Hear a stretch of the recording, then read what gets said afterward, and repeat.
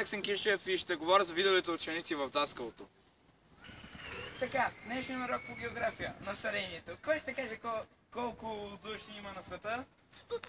Аз знам, господин, извинете, 7 милиарда души.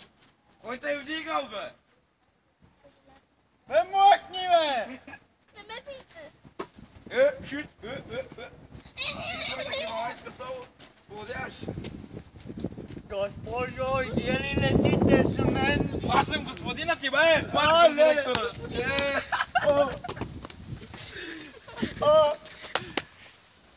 Вторите спортисти! Какво имаш с него, бе? Аре,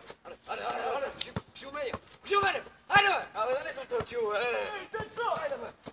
Стойте малко, бе! Къв си ти? Аз това ще никой може да прави!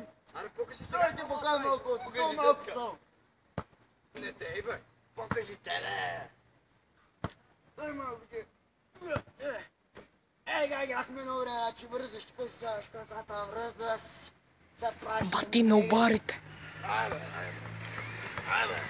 Помали, става с чест, бе, ай, почва! Вич! Къде? Аре, бай! 3 кифли! Момуци. Как си днес? Добре, ти? Добре съм и аз. Да си направим едно селфи. Хайде. Йо. О, боже. Чакай, че е перуката. Давай. Штрак. Прекрасно. Перфектно за спомен. Подели го във Фейсбук. Много ясно. Харесвам. Цяло едно.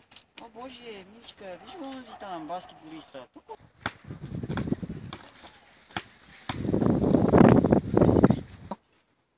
Имам съобщение. Да.